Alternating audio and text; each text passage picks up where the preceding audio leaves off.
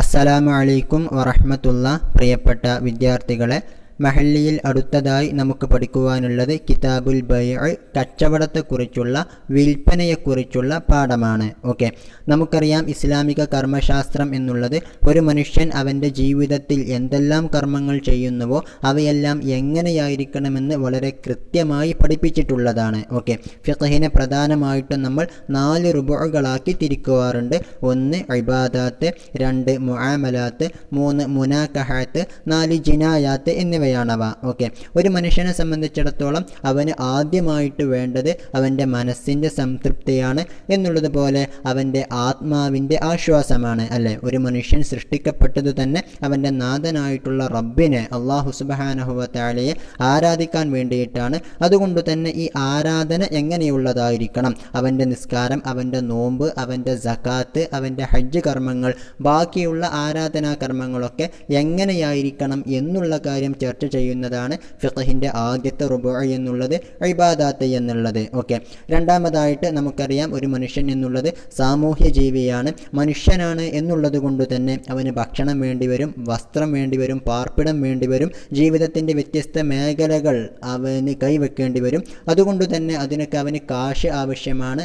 ആ കാശ് എങ്ങനെയുണ്ടാക്കാം, അവൻ്റെ ഇടപാടുകൾ എന്തെല്ലാമായിരിക്കണം എന്നുള്ളതാണ് ഫിഖ്ഹിലുള്ള രണ്ടാമത്തെ ഭാഗമായിട്ടുള്ളത്. മുആമലാത്ത്, ഇടപാടുകൾ എന്നാണ് അതിൻ്റെ പേര്. ഓക്കെ, ഇനി നമുക്കറിയാം ഒരു മനുഷ്യനാകുമ്പോൾ അവന് ഇത്തരത്തിലുള്ള കാശ് മാത്രം പോരാ, മറിച്ച് അവൻ്റെ വൈകാരിക തരങ്ങളെ കൂടി അവന് സംതൃപ്തിപ്പെടുത്തേണ്ടതുണ്ട്. ഓക്കെ, അവന് എന്ത് വേണം? അവൻ്റെ ഇണയെ കണ്ടെത്തണം. ഒരു പുരുഷനാണ് എങ്കിൽ സ്ത്രീയുമായിട്ട് എന്ത് വേണം? പങ്കിട്ടുകൊണ്ടുള്ള ജീവിതം വേണം, വിവാഹം കഴിക്കണം എന്നിത്യാദി കാര്യങ്ങൾ കൂടി ഒരു മനുഷ്യനെ സംബന്ധിച്ചിടത്തോളം ഉണ്ട്. അതുകൊണ്ടാണ് പരിശുദ്ധ ദീനുൽ ഇസ്ലാം ഫിഖ്ഹിലുള്ള മൂന്നാമത്തെ ഭാഗമായിട്ട് അൽ മുനാകഹാത്ത് പരിചയപ്പെടുത്തുന്നത് വിവാഹവുമായിട്ട് ബന്ധപ്പെട്ട കാര്യങ്ങൾ എന്നർത്ഥം. ഓക്കെ, ഇങ്ങനെ മനുഷ്യന് വേണ്ടതായിട്ടുള്ള എല്ലാവിധ കാര്യങ്ങളും ലഭിക്കുമ്പോൾ അവൻ എന്തായിട്ട് മാറാനുള്ള സാധ്യതയുണ്ട്? അല്പം തെറ്റുകുറ്റങ്ങൾ ചെയ്യാനുള്ള സാധ്യതയുണ്ട്. അപ്പോൾ അത്തരം കാര്യങ്ങളിൽ നിന്നും അവനെ പിൻവലിക്കുവാനുള്ള, അത്തരം കാര്യങ്ങളൊക്കെ ഒരാൾ ചെയ്താൽ അതിനുള്ള തിക്തഫലം എന്തായിരിക്കണം എന്നുള്ള കാര്യങ്ങളൊക്കെ അറിയിക്കുവാനുള്ള ഫിഖ്ഹിലുള്ള നാലാമത്തെ രൂപമാണ് അൽ ജിനായാത്ത് എന്നുള്ളത്, കുറ്റങ്ങൾ എന്നർത്ഥം. ഓക്കെ, അപ്പോൾ ഈ 4 ഭാഗങ്ങളിൽപ്പെട്ട രണ്ടാമത്തെ മുആമലാത്ത് എന്നുള്ള ഭാഗം, ഇടപാടുകൾ എന്നുള്ള ഭാഗമാണ് നമ്മൾ കിതാബുൽ ബൈഇലൂടെ തുടങ്ങി വെക്കുന്നത് എന്നർത്ഥം. ഓക്കെ, ഇനി ഇടപാടുകൾ എന്നുള്ളത് നമ്മൾ നേരത്തെ മനസ്സിലാക്കിയതുപോലെ കാശ് ഉണ്ടാക്കുവാനുള്ള, ഈ ദുനിയാവിൽ നല്ല രീതിയിൽ ജീവിക്കുവാൻ കാശുണ്ടായിരിക്കണം. ആ കാശ് എങ്ങനെ ഒക്കെ സമ്പാദിക്കാം എന്നിത്യാദി കാര്യങ്ങളാണ് ഈ മുആമലാത്തിൻ്റെ ഭാഗത്തിലൂടെ നമുക്ക് പഠിക്കുവാനുള്ളത്. ഓക്കെ, കാശിനെ സംബന്ധിച്ചിടത്തോളം, സമ്പത്തിനെ സംബന്ധിച്ചിടത്തോളം ഇസ്ലാമിക കാഴ്ചപ്പാടനുസരിച്ച് എല്ലാ സമ്പത്തും അത് അള്ളാഹുവിന് ഉടമപ്പെട്ടതാണ്. ഓക്കെ, നമ്മൾ ഇവിടേക്ക് വരുമ്പോൾ ഒന്നും കൊണ്ടുവന്നിട്ടില്ല, ഇവിടെ നിന്ന് പോകുമ്പോഴും നമ്മൾ സമ്പത്തായിട്ട് ഒന്നും കൊണ്ടുപോകുന്നില്ല. ഓക്കെ, നമ്മൾ സമ്പത്തിൻ്റെ എന്തല്ല ഉടമസ്ഥാവകാശികളല്ല, സമ്പത്തിൻ്റെ യഥാർത്ഥ ഉടമ അത് നമുക്ക് തന്നിട്ടുള്ള അള്ളാഹുവാണ് എന്നർത്ഥം. എന്നിരുന്നാലും ഈ ദുനിയാവിൽ ആ സമ്പത്ത് വിനിയോഗിക്കുവാനുള്ള ആ ഒരു അവകാശം അള്ളാഹു തആല നമുക്ക് തന്നിട്ടുണ്ട്. അൽ ഇൻസാനു ഖലീഫത്തുല്ലാഹി ഫീ മാലിഹി എന്നുള്ളതാണ് ഇസ്ലാമിൻ്റെ കാഴ്ചപ്പാട്. അല്ലേ, അതായത് അള്ളാഹുവിൻ്റെ സമ്പത്തിൽ ക്രയവിക്രയം നടത്തുവാനുള്ള അള്ളാഹുവിൻ്റെ ഖലീഫയാണ്, പ്രതിനിധിയാണ് ആര്? മനുഷ്യൻ എന്നർത്ഥം. ഓക്കെ, അതുകൊണ്ട് തന്നെ ഒരു മനുഷ്യനായിരിക്കുമ്പോൾ അവൻ സമ്പത്തുണ്ടാക്കിയിരിക്കണം. അവന് വേണ്ട കാര്യങ്ങളൊക്കെ അവൻ സ്വന്തമായിട്ട് അധ്വാനിച്ചുണ്ടാക്കണം എന്നുള്ളതാണ് ഇസ്ലാമിൻ്റെ കാഴ്ചപ്പാട്. ഇങ്ങനെ അധ്വാനിച്ചുണ്ടാക്കണം എന്നുള്ള രീതിയിൽ വ്യത്യസ്തമായിട്ടുള്ള ആയത്തുകളും ഹദീസുകളും ഒക്കെ നമുക്ക് കാണാവുന്നതാണ്. അല്ലേ, പരിശുദ്ധ ഖുർആനിൽ അല്ലാഹു സുബ്ഹാനഹു വ തആല പറയുന്നുണ്ട്, فإذا قضيتم الصلاة فانتشروا في الأرض وابتغوا من فضل الله. ഓക്കെ, അതായത് ജുമുഅ നിസ്കാരം കഴിഞ്ഞതിന് ശേഷം, നിങ്ങൾ ആരാധനാകർമ്മം നിർവഹിച്ചതിന് ശേഷം നിങ്ങൾ എന്തു ചെയ്യേണ്ടതാണ്? അള്ളാഹുവിൻ്റെ ഭൂമിയിൽ വിശാലമായി പോവുകയും എന്നുള്ളതുപോലെ അള്ളാഹുവിൻ്റെ ഫളലായിട്ടുള്ള സമ്പത്ത് നിങ്ങൾ തേടുകയും ചെയ്യണമെന്ന് അള്ളാഹു തആല പറയുന്നുണ്ട്. എന്ന് മാത്രമല്ല, സമ്പത്തിങ്ങനെ കുമിഞ്ഞുകൂടി വെറുതെ ഇരിക്കുന്നതിന് അള്ളാഹുവിൻ്റെ റസൂൽ സല്ലല്ലാഹു അലൈഹി വസല്ലമ തങ്ങളും അത് നിരുത്സാഹപ്പെടുത്തിയ നടത്തിയതായിട്ട് നമുക്ക് കാണാവുന്നതാണ്. സമ്പത്തുണ്ടെങ്കിൽ അത് പരമാവധി എന്തു ചെയ്യണം? ബാക്കിയുള്ള കാര്യങ്ങളിൽ വിനിയോഗിച്ചുകൊണ്ട് അതിനെ ഇരട്ടിപ്പിക്കാനുള്ള മാർഗം കണ്ടെത്തണമെന്ന് റസൂൽ സല്ലല്ലാഹു അലൈഹി വസല്ലമ തങ്ങൾ പഠിപ്പിച്ചതായിട്ട് കാണാം. ഒരിക്കൽ സല്ലല്ലാഹു അലൈഹി വസല്ലമ തങ്ങൾ പഠിപ്പിക്കുകയുണ്ടായി, മൻ വലിയ യതീമൻ ലഹു മാലുൻ ഫല്യത്തജിർ ഫീഹി എന്ന്. അതായത് ഒരാളുടെ കയ്യിൽ യതീമിൻ്റേതായിട്ടുള്ള അനാഥനായിട്ടുള്ള ഒരു കുട്ടിയുടെ സമ്പത്തുണ്ട് എങ്കിൽ അതിങ്ങനെ വെറുതെ വെക്കരുത്, മറിച്ച് അതിൽ കച്ചവടം നടത്തിക്കൊണ്ട് പരമാവധി ലാഭമുണ്ടാക്കി ആ യതീമിനെ സഹായിക്കണം എന്നുള്ളതാണ് അള്ളാഹുവിൻ്റെ റസൂൽ സല്ലല്ലാഹു അലൈഹി വസല്ലമ തങ്ങൾ പഠിപ്പിക്കുന്നത് എന്നർത്ഥം. അതുകൊണ്ട് തന്നെ ഇസ്ലാമിൻ്റെ കാഴ്ചപ്പാടനുസരിച്ച് സമ്പത്തുണ്ടാക്കണം എന്നുള്ളതിനെയാണ് ഇസ്ലാം പ്രോത്സാഹിപ്പിക്കുന്നത്. ബഹുമാനപ്പെട്ട ഉമർ ഇബ്നുൽ ഖത്താബ് റളിയല്ലാഹു അൻഹു ഇങ്ങനെ ജോലിക്കൊന്നും പോകാതെ എങ്ങനെയെങ്കിലും യാചിച്ചുകൊണ്ടോ അല്ലെങ്കിൽ മറ്റൊരാളുടെ സേവനങ്ങളിലൊക്കെ ആയിട്ടോ കഴിഞ്ഞുകൂടുന്നവരെ ശക്തമായിട്ട് വിമർശിച്ചതായിട്ട് നമുക്ക് കാണാൻ കഴിയും.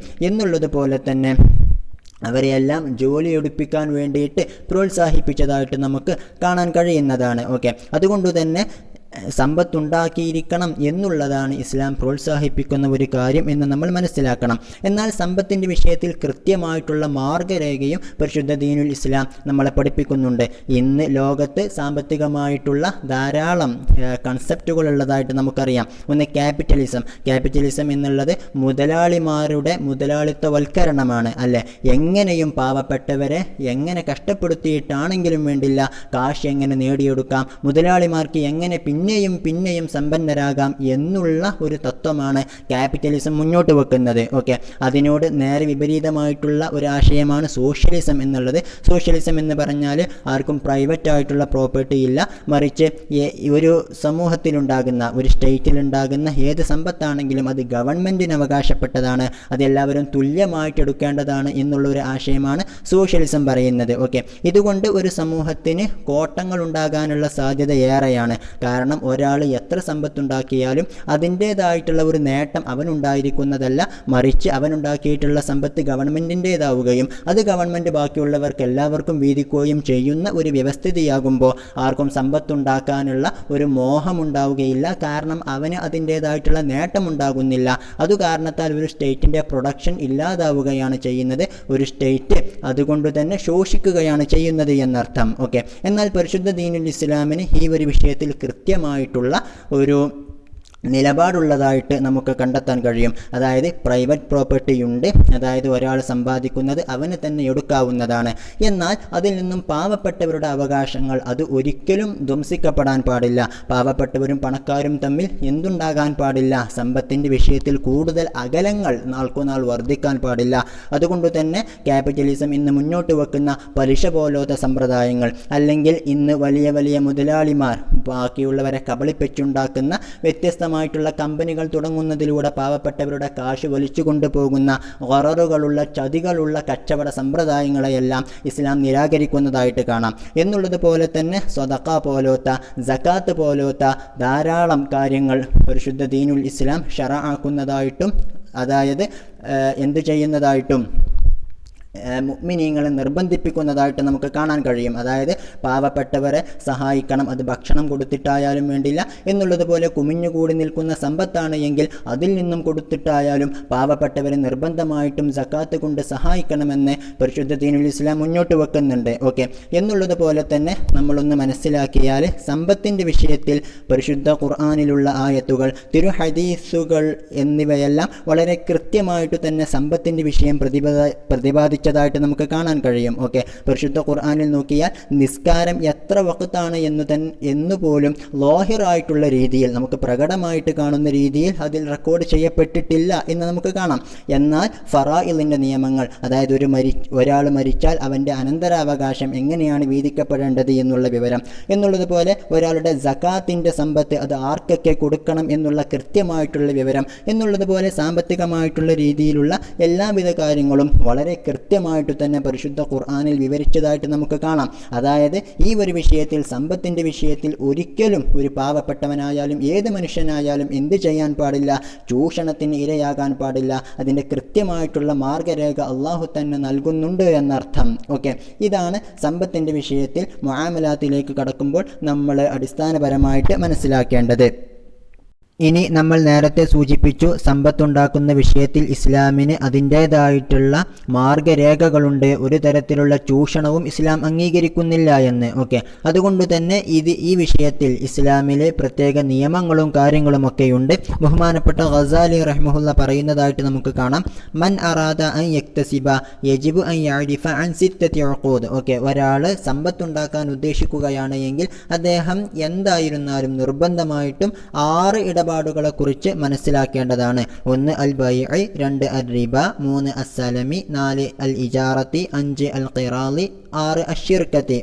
അതായത് ബൈഅ സാധാരണയുള്ള കച്ചവടം, റിബ പലിശ, അസ്സലമി സലമി എന്ന് പറഞ്ഞാൽ അവധി കച്ചവടം എന്നാണ് അർത്ഥം, അൽ ഇജാറത്തി ഇജാറത്ത് എന്ന് പറഞ്ഞാൽ കൂലിക്ക് കൊടുക്കുന്നതിനെ കുറിച്ചാണ് പറയുക, അൽ ഖിറാളി ഖിറാള് എന്ന് പറഞ്ഞാൽ അഞ്ചാമതായിട്ട് അത് ലാഭക്കൂർ കച്ചവടം എന്നാണ് അർത്ഥം, അശ്ശിർക്കത്തി എന്ന് ആറാമത്തേതായിട്ട് പറഞ്ഞത് കൂട്ടുകച്ചവടത്തെക്കുറിച്ചാണ്.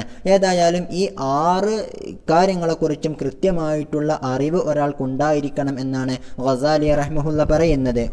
അതിലുള്ള ആദ്യത്തേതാണ് കിതാബുൽ ബൈഅ, അതായത് കച്ചവടത്തെക്കുറിച്ചുള്ള വിവരം എന്നർത്ഥം. ബഹുമാനപ്പെട്ട ഉമർ ഇബ്നുൽ ഖത്താബ് റളിയല്ലാഹു അൻഹു ഖലീഫയായിരിക്കുന്ന അവസരത്തിൽ മദീനയിലുള്ള അങ്ങാടിയിലേക്ക് കയറി ചെന്നുകൊണ്ട് അവിടെയുള്ള കച്ചവടക്കാരോട് പറയാറുണ്ടായിരുന്നു, ലാ യബിഅ ഫി സൂഖിന ഇല്ലാ മൻ തഫഖഹ. നമ്മുടെ ഈ സൂഖിൽ, നമ്മുടെ അങ്ങാടിയിൽ ഫിഖ്ഹ് പഠിച്ചവനല്ലാതെ എന്തു നടത്താൻ പാടില്ല? ബൈഅ നടത്താൻ പാടില്ല, കച്ചവടം നടത്താൻ പാടില്ല എന്ന് ഉമർ റളിയല്ലാഹു അൻഹു ചില ബൈഅങ്ങളെ ചെന്ന് കണ്ടുകൊണ്ട് ബൈഅയിലുള്ള നിയമങ്ങൾ ചോദിക്കുകയും അത് കിട്ടാതിരുന്നപ്പോൾ, അതിൻ്റെ ഉത്തരം കിട്ടാതിരുന്നപ്പോൾ ഇനി നീ ഇവിടെ കച്ചവടം ചെയ്യരുത് എന്ന് പറഞ്ഞ ഒരു അവസ്ഥയും നമുക്ക് ചരിത്രങ്ങളിൽ വായിച്ചെടുക്കാൻ സാധിക്കുന്നതാണ്. അതായത് ഫിഖ്ഹ് പൂർണ്ണമായിട്ട് അറിഞ്ഞതിനു ശേഷമേ പരിശുദ്ധ ഖുർആനും തിരുഹദീസും പഠിപ്പിച്ചതെന്താണ് എന്ന് കൃത്യമായി പഠിച്ചതിനു ശേഷമേ സമ്പത്തുണ്ടാക്കാൻ നമ്മൾ ഇറങ്ങാൻ പാടുള്ളൂ. അല്ല എങ്കിൽ നമ്മുടെ ക്രയവിക്രയങ്ങളിലെല്ലാം ധാരാളം ഹറാമുകൾ വരാൻ, അള്ളാഹു ഇഷ്ടപ്പെടാത്ത കാര്യങ്ങൾ വരാൻ, അത് കാരണത്താൽ തന്നെ സമൂഹത്തിലും സാമ്പത്തികവുമായിട്ട് ധാരാളം പ്രശ്നങ്ങൾ ഉണ്ടാകാനും അത് കാരണമാകും.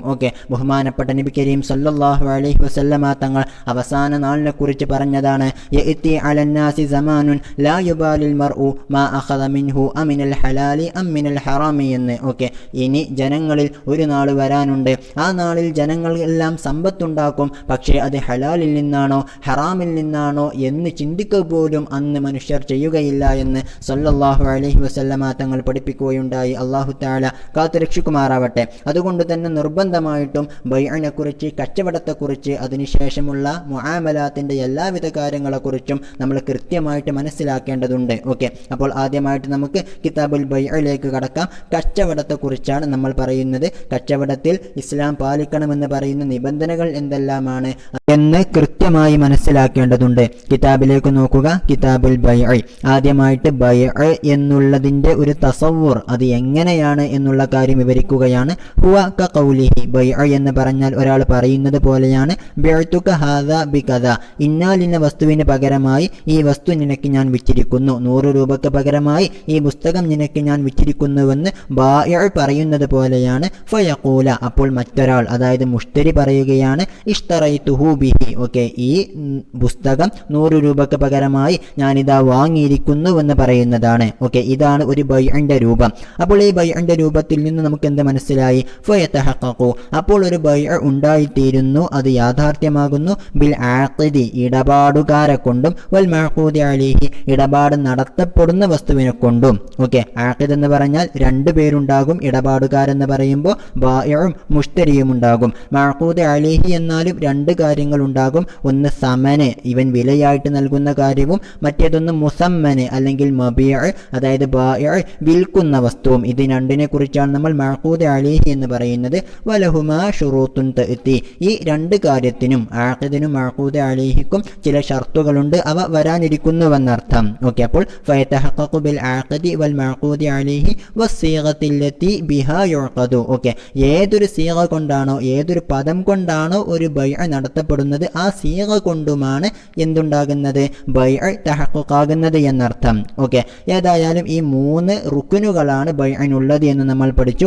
എന്നാൽ വബദഅ ബിഹാ കഗൈരിഹി, മുസന്നിഫ് തങ്ങൾ ഈ സീഗ കൊണ്ടാണ് തുടങ്ങി വെച്ചത്, കഗൈരിഹി, ബാക്കിയുള്ള ഫിഖ്ഹി പണ്ഡിതന്മാരെ പോലെ തന്നെ. അപ്പോൾ എല്ലാവരും സീഗയെ സീഗയെക്കുറിച്ച് പറഞ്ഞാണ് ബൈഅ തുടങ്ങാറുള്ളത്. കാരണം ലി അന്നഹ അഹമ്മു, ഈ സീഗയാണ് ഏറ്റവും പ്രധാനമായിട്ടുള്ളത്. ലിൽ ഖിലാഫി ഫീഹ, കാരണം ഈ വിഷയത്തിൽ ധാരാളം ഇഖ്തിലാഫുകൾ പണ്ഡിതന്മാർക്കിടയിൽ ഉണ്ടായത് കാരണത്താൽ. വഅബ്ബറ അൻഹാ ബിശർത്തി, ഈ സീഗയെക്കുറിച്ച് ബഹുമാനപ്പെട്ട മുസന്നിഫ് റഹ്മഹുല്ല, നവവി റഹ്മഹുല്ല ഷർത്ത് എന്നുള്ള പദം കൊണ്ടാണ് ഇബാറത്ത് പറഞ്ഞത്. ഖിലാഫ തഅബീരിഹി ഫി ശറഹുൽ മുഹദ്ദബി, ശറഹുൽ മുഹദ്ദബ് എന്നുള്ള മജ്മൂഅ എന്നുള്ള തൻ്റെ കിതാബിലെ ഇബാറത്തിന് എതിരായിട്ട് കൽ ഗസാലി, ഗസാലി ഇമാമിനെ പോലെ തന്നെ അനി സലാസത്തി, നമ്മളീ പറഞ്ഞ ആഖിദ്, മഅഖൂദ് അലൈഹി, സീഗ എന്നീ കാര്യങ്ങളെക്കുറിച്ച് ഗസാലി ഇമാമും എന്നുള്ളതുപോലെ നവവി റഹ്മഹുല്ല ഷറഹുൽ മുഹദ്ദബിലും പറഞ്ഞത് ബി അർക്കാനിൽ ബൈഇ, അർക്കാനുൽ ബൈഇ എന്നുള്ള ഒരു ഇബാറത്താണ്. ഓക്കെ, അതിനെതിരായിട്ട് ഈ കിതാബിൽ നവവി റഹ്മഹുല്ല ഷർത്ത് എന്നുള്ള പദമാണ് സീഗയെക്കുറിച്ച് പറയാൻ ഉപയോഗിച്ചിരിക്കുന്നത്. ഫഖാല, അപ്പോൾ അവിടുന്ന് പറയുന്നു ഷർത്തുഹു, ബൈഇന്റെ ഷർത്താകുന്നത് അൽ ഈജാബു വൽ ഖബൂലു എന്നർത്ഥം. ഓക്കെ, സീഗ എന്നുള്ളത് രണ്ട് രൂപത്തിലാണ് വരുന്നത്, ഈജാബ്, ഖബൂൽ എന്നിവയാണവ. ഓക്കെ, അതായത് സീഗ എന്ന് പറഞ്ഞാൽ ഈ ഒരു കച്ചവടത്തിന് ഞാൻ സംതൃപ്തനാണ് എന്ന് അറിയിക്കുന്ന രീതിയിലുള്ള കാര്യത്തിനാണ്. അത് ബായിഉം മുഷ്തരിയും പറയുന്നതിനെ കുറിച്ചാണ്, അല്ലെങ്കിൽ അത് അറിയിക്കുന്നതിനെ കുറിച്ചാണ് നമ്മൾ സീഗ എന്ന് പറയുന്നത്. അത് ബായിഉ ആണ് അറിയിക്കുന്നത് എങ്കിൽ അതിനെക്കുറിച്ച് നമ്മൾ ഈജാബ് എന്ന് പറയും. അതായത് ഈ ഒരു സാധനം വിൽക്കാൻ ഞാൻ തൃപ്തനാണ് എന്നറിയിക്കുന്ന കാര്യത്തിനാണ് നമ്മൾ ഈജാബ് എന്ന് പറയുന്നത്. ഇനി മുഷ്തരിയുടെ ഭാഗത്ത് നിന്നുള്ള സീഗക്കാണ് നമ്മൾ ഖബൂൽ എന്ന് പറയുന്നത്. അതായത് ഈ ഒരു വിലക്ക് ഈ സാധനം വാങ്ങാൻ ഞാൻ തൃപ്തനാണ് എന്നറിയിക്കുന്ന കാര്യമാണ് എന്നർത്ഥം. ഓക്കെ, ഷർത്തുഹു, ആ ബൈഅന്റെ ഷർത്താകുന്നത് അൽ ഈജാബു. ഈജാബിന്റെ അർത്ഥം നമുക്ക് ഫത്ഹുൽ മുഈനിൽ കാണാം.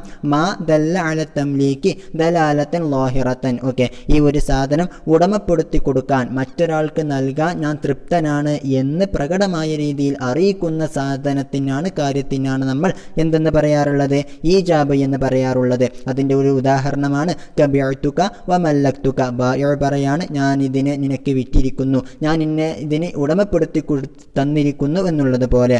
വൽ ഖബൂലു, ഖബൂലും ഈ ബൈഅന്റെ ഷർത്താണ് എന്നർത്ഥം. കഷ്തറൈതു വ തമല്ലക്തു വ ഖബിൽതു. ഓക്കെ, ഖബൂൽ എന്ന് പറഞ്ഞാൽ മാ ദല്ല അല തമല്ലുക്കി ദലാലത്തൻ ലാഹിറത്തൻ എന്നാണ് അർത്ഥം. അതായത് ഈ ഒരു സാധനം ഉടമപ്പെടുത്താൻ ഞാൻ തൃപ്തനാണ്, അതായത് ഞാനിതാ ഉടമപ്പെടുത്തുന്നു എന്ന് തോന്നിപ്പിക്കുന്ന രീതിയിലുള്ള കാര്യത്തിനാണ്. അത് മുഷ്തരി തോന്നിപ്പിക്കുന്നതിനെ കുറിച്ചാണ് നമ്മൾ ഖബൂൽ എന്ന് പറയുന്നത്. അതിൻ്റെ ചില ഉദാഹരണങ്ങളാണ് കഷ്തറൈതു, ഞാനിത് വാങ്ങിയിരിക്കുന്നു, വ തമല്ലക്തു, ഞാനിത് ഉടമപ്പെടുത്തിയിരിക്കുന്നു, വ ഖബിൽതു, ഞാനിത് സ്വീകരിച്ചിരിക്കുന്നു. അതായത് ഫലാ യസിഹുൽ ബൈഉ ബിദൂനിഹിമ, നമ്മളിപ്പോൾ പറഞ്ഞു ബൈഅന്റെ ഷർത്താണ് ഈജാബ് ഖബൂൽ എന്നുള്ളത്. അതുകൊണ്ട് തന്നെ ഈജാബും ഖബൂലും ഇല്ലാതെ ബൈഅ സ്വീകരിക്കപ്പെടുന്നതല്ല, ശരിയാകുന്നതല്ല. ലിഅന്നഹു മനൂതും ബിദിള, കാരണം ബൈഅ എന്നുള്ളത് തൃപ്തിയുമായി ബന്ധപ്പെട്ടതാണ്. ഹദീസ് ഇബ്നു മാജ വഗൈരിഹി, ഇബ്നു മാജ റഹിമഹുല്ലയും അതല്ലാത്തവരും റിപ്പോർട്ട് ചെയ്യുന്ന ഹദീസ് കാരണത്താൽ സല്ലല്ലാഹു അലൈഹി വസല്ലമ തങ്ങൾ പറഞ്ഞിട്ടുണ്ട്, ഇന്നമൽ ബൈഉ അൻ തറാളിൻ, തീർച്ചയായിട്ടും കച്ചവടം എന്നുള്ളത് പരസ്പരം തൃപ്തിയോടുകൂടെ നടക്കേണ്ടതാണ്. വരിളാ ഖഫിയുൻ, എന്നാൽ ഒരാൾക്ക് തൃപ്തിയുണ്ടോ, കച്ചവടത്തിൽ ബായിഉം മുഷ്തരിയും തൃപ്തനാണോ എന്നുള്ള വിഷയം എന്താണ്, ഖഫിയുൻ, അത് അവ്യക്തമായി കിടക്കുന്ന അവരുടെ മനസ്സിലുള്ള കാര്യമാണ്. അതുകൊണ്ട് തന്നെ ഫഅ്തുബിറ, അപ്പോൾ അംഗീകരിക്കപ്പെട്ടു മാ യദുല്ലു അലൈഹി മിനൽ ലഫ്ളി, ആ റിളയുടെ മേൽ അറിയിക്കുന്ന ലഫ്ലിനാലുള്ള കാര്യം ഇവിടെ അംഗീകരിക്കപ്പെട്ടു എന്നർത്ഥം. അതുകൊണ്ട് തന്നെ ഇങ്ങനെ ലഫ്ലായിട്ട് ഉച്ചരിക്കാമെങ്കിൽ അങ്ങനെയും ചെയ്തുകൊണ്ടാണ് ഈജാബും ഖബൂലും ഈ ബായിഉം മുഷ്തരിയും നിർവഹിക്കേണ്ടത്. ഓക്കെ, അപ്പോൾ പരസ്പരം തൃപ്തിയോടുകൂടെയായിരിക്കണം ഒരു കച്ചവടം നടക്കേണ്ടത്. ആ റിളയുടെ മേൽ അറിയിക്കുന്ന ഒരു കാര്യമാണ് ഈ സീഗ എന്നുള്ളത്. അതുകൊണ്ട് ഈജാബും ഖബൂലും ഉണ്ടാകൽ ബൈഅന്റെ നിബന്ധനയാണ് എന്നർത്ഥം. ഓക്കെ, ഇവിടെ നമ്മൾ മനസ്സിലാക്കേണ്ടത് ഈജാബ് എന്നാൽ എന്താണ്, ഖബൂൽ എന്നാൽ എന്താണ് എന്ന് നമ്മൾ മനസ്സിലാക്കി. മാ ദല്ല അല തംലീക്കി അല്ലെങ്കിൽ അല തമല്ലുക്കി ദലാലത്തൻ ലാഹിറത്തൻ എന്നാണ് അതിൻ്റെ അർത്ഥം. ഓക്കെ, അതിനുള്ള ലഫ്ളാണ് നമ്മളിവിടെ പഠിച്ചിട്ടുള്ളത്. എന്നാൽ ഇന്ന് കാലത്ത് ഇത്തരത്തിലുള്ള ലഫ്ലുകൾ എല്ലായിടത്തും ഉണ്ടായിക്കൊള്ളണം എന്നില്ല. ഓക്കെ, ചിലപ്പോൾ അത് എന്താകാനുള്ള സാധ്യതയുണ്ട്, അത് വെറും ക്ലിക്കാകാനുള്ള സാധ്യതയുണ്ട്. നമ്മൾ ഓൺലൈനിലായിട്ടൊരു സാധനം വാങ്ങുകയാണ് എങ്കിൽ ക്യാഷ് ഓൺ ഡെലിവറി അല്ല എങ്കിൽ കാശ് ഇപ്പോൾ തന്നെ നൽകുകയാണ്, പിന്നീട് സാധനം നമുക്ക് കിട്ടുകയാണ് എന്ന് സങ്കല്പിക്കുക. ഈ അവസരത്തിൽ നമ്മളിവിടെ ബൈഅ നടത്തുന്നത്, നമ്മൾ ഒരു സാധനം വാങ്ങുന്നത് ഒരു ക്ലിക്കിലൂടെയായിരിക്കും അല്ലേ. അപ്പോൾ ആ ക്ലിക്ക് നടത്തിക്കൊണ്ടാണ് നമ്മളവിടെ എന്ത് ചെയ്യുന്നത്, ആ സാധനം കബൂൽ ചെയ്യുന്നത് എന്നർത്ഥം. എന്നുള്ളതുപോലെ തന്നെ നമ്മൾ ഹൈപ്പർ മാർക്കറ്റിൽ, സൂപ്പർ മാർക്കറ്റിലൊക്കെ സാധനങ്ങൾ വാങ്ങാൻ വേണ്ടി പോവുകയാണെങ്കിൽ നമ്മുടേതായിട്ടുള്ള ആ ബാസ്ക്കറ്റിൽ, ആ ട്രോളിയിൽ നമ്മൾ എന്ത് ചെയ്യാറുണ്ട്, സാധനങ്ങൾ എടുത്തിടാറുണ്ട് അല്ലേ. ആ സാധനങ്ങൾ എടുത്തിടുന്നതിന് വേണമെങ്കിൽ നമുക്ക് എന്തായിട്ട് പരിഗണിക്കാവുന്നതാണ്, കബൂലായിട്ട് പരിഗണിക്കാവുന്നതാണ്. അതായത് സാധാരണ രീതിയിൽ ഒരു ഉറുഫായിട്ട് കബൂല്, ഈജാബായിട്ട് പരിഗണിക്കുന്ന കാര്യങ്ങളെല്ലാം തമല്ലുക്ക്, തംലീക്ക് എന്നീ കാര്യത്തിൻ്റെ മേൽ അറിയിക്കുന്ന കാര്യങ്ങളെല്ലാം നമുക്ക് ഈ സീഗയായിട്ട്, ഈ ഈജാബും കബൂലുമായിട്ട് പരിഗണിക്കാവുന്നതാണ് എന്നർത്ഥം. ഓക്കെ, അപ്പോൾ നമ്മളിവിടെ പറഞ്ഞതനുസരിച്ച് എന്തെങ്കിലും ഒരു ഈജാബും കബൂലും ഉണ്ടായാലേ എന്ത് ശരിയാവുകയുള്ളൂ, ബൈഅ ശരിയാവുകയുള്ളൂ. അതുകൊണ്ട് തന്നെ ഫല ബൈഅ ബിൽ മുആത്താത്തി, മുആത്താത്ത് കൊണ്ട് ബൈഅ ശരിയാകുന്നതല്ല, നടപ്പിലാകുന്നതല്ല. മുആത്താത്ത് എന്ന് പറഞ്ഞാൽ യാതൊരു ലഫ്ലുമില്ലാതെ പരസ്പരം സാധനം കൈമാറ്റം ചെയ്യുന്നതിനെ കുറിച്ചാണ് പറയാം. അപ്പോൾ ഒരാളും ഒരു ലഫ്ലും ഉച്ചരിക്കുന്നില്ല, ഈജാബും കബൂലൊന്നുമില്ലാതെ സാധനം കാശ് അങ്ങോട്ട് നൽകുന്നു, സാധനം ഇങ്ങോട്ട് വാങ്ങുന്നു, അതിനെക്കുറിച്ചാണ് മുആത്താത്ത് എന്ന് പറയുക. അത് ശരിയാകുന്നതല്ല. ഓക്കെ, അതുകൊണ്ട് തന്നെ വയറുദ്ദു കുല്ലുൻ മാ അഖദഹു ബിഹ, വയറുദ്ദു കുല്ലുൻ എല്ലാ ഓരോരുത്തരും തിരികെ നൽകേണ്ടതാണ്, മാ അഖദഹു ബിഹ ഈ മുആത്താത്ത് കൊണ്ട് അവൻ പിടിച്ചിട്ടുള്ള കാര്യം തിരിച്ചു നൽകേണ്ടതാണ്. ഔ ബദലഹു ഇൻ തലിഫ, ഇനി അഥവാ അവൻ പിടിച്ച കാര്യം നശിച്ചു പോയിട്ടുണ്ടെങ്കിൽ അതിൻ്റെ ബദലായിട്ടുള്ള മറ്റൊരു സാധനം തിരികെ നൽകേണ്ടതാണ് എന്നർത്ഥം. അതായത് പ്രബല വീക്ഷണ പ്രകാരം ഒരാൾ മുആത്താത്ത് പ്രകാരം 10 രൂപയ്ക്ക് ഒരു പേന വാങ്ങി എന്ന് സങ്കല്പിക്കുക. അത് ബൈഅ ആയി ഇസ്ലാം പരിഗണിക്കുന്നില്ല. അതുകൊണ്ട് തന്നെ ഇദ്ദേഹം വാങ്ങിയിട്ടുള്ള പേന തിരികെ നൽകുകയും ആ 10 രൂപ ഇങ്ങോട്ട് തിരികെ വാങ്ങുകയും വേണം. അഥവാ ആ പേന നശിച്ചിട്ടുണ്ട് എങ്കിൽ അതിന് പകരമായിട്ട് മറ്റൊരു സാധനം കൈമാറിക്കൊണ്ട് ആ ഒരു പ്രശ്നം പരിഹരിക്കേണ്ടതാണ്. എന്നാൽ വഖീല ഒരു ലഈഫായിട്ടുള്ള അഭിപ്രായമുണ്ട്, യൻഅഖിദു ബിഹാ ഫിൽ മുഹഖ്ഖരി. ഓക്കെ, മുഹഖ്ഖറായിട്ടുള്ള കാര്യങ്ങളിൽ, അതായത് അത്രത്തോളം എന്തായിട്ടുള്ള വലിയ വിലയില്ലാത്ത സാധനങ്ങളിലൊക്കെ ഇത്തരത്തിലുള്ള മുആത്താത്ത് കൊണ്ട് ആ ബൈഅ ശരിയാകുന്നതാണ് എന്നുള്ള ഒരു ഖീലയുണ്ട്. മുഹഖറിനുള്ള അല്പം ചില ഉദാഹരണങ്ങൾ, കരിത്തലി ഖുബ്സിൻ, ഓക്കെ, ഒരു റാത്തല് പത്തിരി പോലെ, വഹുസ്മത്തി ബഖലിൻ അല്ലെങ്കിൽ ഒരു കെട്ട് ചീര പോലെ. ഇത്തരം കാര്യങ്ങളിലൊന്നും എന്ത് വേണമെന്നില്ല, സീഗ തന്നെ ഉപയോഗിക്കണമെന്നില്ല, പരസ്പരം കൈമാറ്റം ചെയ്താൽ തന്നെ മതി എന്നർത്ഥം. വഖീല, ഇനി മറ്റൊരു ഖീലയുണ്ട്, ഫീ കുല്ലി മാ യുഅദ്ദു ഫീഹി ബൈഅൻ. ഓക്കെ, ഫീ കുല്ലിമ അവിടെ തുഅദ്ദു എന്ന മറ്റൊരു നുസ്ഖയിൽ നമുക്ക് കാണാം. അതായത് ഏതൊന്നിലാണോ ഈ മുആത്താത്ത് ബൈഅ ആയിട്ട് സാധാരണഗതിയിൽ പരിഗണിക്കപ്പെടുന്നത് അത്തരം കാര്യങ്ങളിലെല്ലാം ഈ മുആത്താത്ത് കൊണ്ട് തന്നെ ബൈഅ നടക്കുന്നതാണ് എന്നുള്ള ഒരു ഖീലയുമുണ്ട്. ബിഖിലാഫി ഗൈരിഹി, അതല്ലാത്ത വസ്തുക്കൾക്കെതിരായിട്ട്. ഏതുപോലെ കദ്ദവാബി വൽ അഖാരി. അപ്പോൾ ദവാബ് മൃഗങ്ങൾ, വൽ അഖാരി, അഖാർ എന്ന് പറഞ്ഞാൽ പറമ്പ് പോലത്തെ എടുത്തുകൊണ്ട് പോകാൻ പറ്റാത്ത കാര്യങ്ങൾക്കാണ് പറയുക, വീട് പോലത്തെ കാര്യങ്ങളൊക്കെ. അപ്പോൾ ഇത്തരം കാര്യങ്ങളിലൊക്കെ എന്തായാലും ഈജാബും കബൂലും ഉണ്ടായിരിക്കണം എന്നതല്ലാതെ സാധാരണഗതിയിൽ മുആത്താത്ത് കൊണ്ടു തന്നെ എന്ത് നടക്കുന്ന ബൈഅ നടക്കുന്ന കാര്യങ്ങളിൽ എന്തു തന്നെ മതി എന്നർത്ഥം. മുആത്താത്ത് തന്നെ മതി, സീഗ വേണ്ട എന്നുള്ള ഒരു ഖീലയുണ്ട്.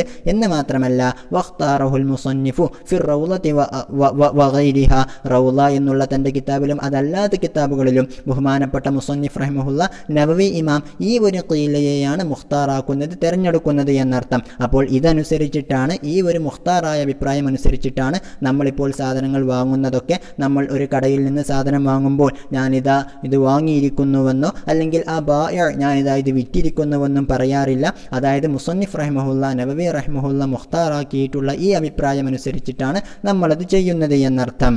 ഓക്കെ, ഇനി നമ്മൾ നേരത്തെ പറഞ്ഞ ബൈഇൻ്റെ രൂപമനുസരിച്ച് ആദ്യം ബാഇഉ ബിഅ്തു എന്ന് പറയുന്നു, പിന്നീട് മുഷ്തരി ഖബിൽതു എന്ന് പറയുന്നു. അങ്ങനെയാണല്ലോ. എന്നാൽ അങ്ങനെ തന്നെ ആകണമെന്നില്ല. ഒന്ന് നോക്കുക, വയജൂസു തഖദ്ദുമു ലഫ്ളുൽ മുഷ്തരി അലാ ലഫ്ളുൽ ബാഇഇ. ബാഇഉ പറയുന്നതിനേക്കാളും മുഷ്തരിയുടെ ലഫ്ള് മുന്തി എന്ന് വെച്ച് കുഴപ്പമില്ല, ജായിസാണ്. ലിഹുസൂലിൽ മഖ്സൂദി മഅ ദാലിക, ഇങ്ങനെയാകുന്നതോടുകൂടെയും അവിടെയുള്ള മഖ്സൂദ്, അതായത് രണ്ടുപേർക്കും തൃപ്തിയുണ്ട് എന്നുള്ള കാര്യം കരസ്ഥമാകുന്നു നിരോധിക്കുന്നുണ്ടല്ലോ എന്നതാണ് കാരണം. ഓക്കെ, എന്നാൽ വമനഅൽ ഇമാമു, ഇമാമുൽ ഹറമീനി റഹിമഹുല്ല നിരോധിക്കുന്നുണ്ട് തഖദ്ദുമ ഖബിൽതു എന്നുള്ള പദമാണ് മുഷ്തരി സ്വീകരിക്കുന്നത് എങ്കിൽ അത് മുന്തിക്കാൻ പാടില്ല എന്ന്, ബിഅ്തു എന്നുള്ളതിനേക്കാളും മുന്തിക്കാൻ പാടില്ല എന്നാണ് ഇമാമുൽ ഹറമീനി തങ്ങൾ പറയുന്നത്. കാരണം ഖബിൽതു ഒരു സാധനം സ്വീകരിക്കണം എന്നുണ്ടെങ്കിൽ എന്ത് വേണമല്ലോ, മറ്റൊരാൾ ആ സാധനം നൽകണമല്ലോ, നൽകി എന്ന് പറയണമല്ലോ. അപ്പോൾ ഖബിൽതു എന്നുള്ള പദമാണ് ഒരാൾ ഉപയോഗിക്കുന്നത് എങ്കിൽ അത് പാടില്ല എന്നാണ് ഇമാമുൽ ഹറമീനി തങ്ങൾ പറയുന്നത്.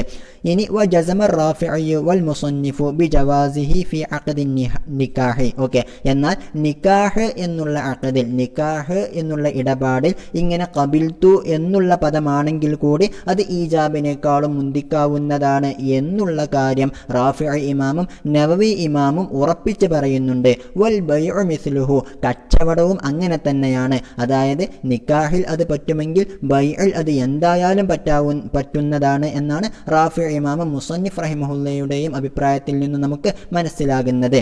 ഓക്കെ, വഹാദ നാളിറുൻ ഇലൽ മഅന വൽ അവ്വലു ഇലൽ ലഫ്ളി. നമുക്കിവിടെ മനസ്സിലാക്കാൻ കഴിയും വഹാദ, ഇവർ അതായത് റാഫിഉ ഇമാമും നവവി ഇമാമും നാളിറുൻ ഇലൽ മഅന, ഇവർ അർത്ഥത്തിലേക്കാണ് നോക്കുന്നത്, അവിടെ ഉണ്ടാകുന്ന ആശയത്തിലേക്കാണ് നോക്കുന്നത്. അപ്പോൾ ഖബിൽതു എന്ന് ആദ്യം മുഷ്തരി പറയുന്നു, പിന്നീട് ബിഅ്തു എന്ന് പറഞ്ഞാലും അവിടെ രണ്ടുപേർക്കും തൃപ്തിയുണ്ടാവുക എന്നുള്ള മഅന ഉണ്ടാകുന്നുണ്ടല്ലോ എന്നതാണ് ഇവർ പറയുന്നതിൻ്റെ മാനദണ്ഡം. എന്നാൽ വൽ അവ്വലു ഇലൽ ലഫ്ളി, ബഹുമാനപ്പെട്ട ഇമാമുൽ ഹറമീനി റഹിമഹുല്ല ലഫ്ളിലേക്കാണ് നോക്കുന്നത്. ഖബിൽതു എന്നുള്ള ലഫ്ളിൻ്റെ അർത്ഥം എന്താണ്? ഒരു സാധനത്തെ സ്വീകരിച്ചുവെന്നാണ്. അപ്പോൾ ആ സാധനമില്ലാതെ അത് സ്വീകരിച്ചു എന്ന് പറയുന്നത് ലഫ്ളിയായ തെറ്റാണ് എന്നുള്ളത് കൊണ്ടാണ് ഇമാമുൽ ഹറമീനി തങ്ങളതിനെ നിരോധിക്കുന്നത് എന്നർത്ഥം. ഓക്കെ, ഇനി അടുത്തത് വലൗ ഖാല, ഇനി ഒരു മുഷ്തരി പറയുകയാണ് ബിഅ്നി, നീ എനിക്കത് വിൽക്കൂ എന്ന് പറയാണ്. ഫഖാല ബിഅ്തുക, അപ്പോൾ ബൈഅ വിറ്റു എന്ന് പറഞ്ഞാലും ഇൻ അഖദൽ